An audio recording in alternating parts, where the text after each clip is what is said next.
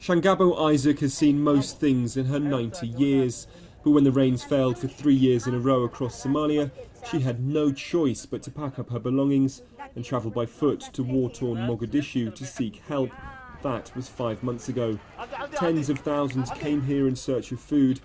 Many didn't make it. In previous droughts, we never fled from our places, but during this one it became too difficult to stay in Wajid, which is why we had to come here. 6 months ago, famine was declared in 6 regions across Somalia, including Mogadishu.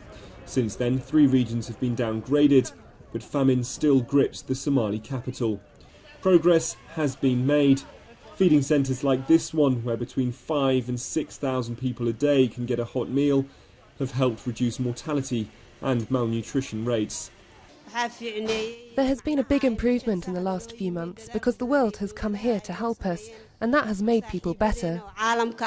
Security is still a huge concern.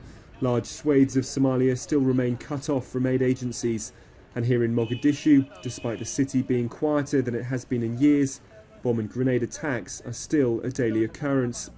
And that means despite the huge aid effort by the international community, people are still starving and children are still dying. There's up to 250,000 people who still face famine, and the situation right now is critical. There's 4 million Somalis who are in urgent need of basic life necessities such as water, food, medicine. Although the UN says the situation is getting better, more aid is still needed. They've requested $1.5 billion from the international community for the next 12 months.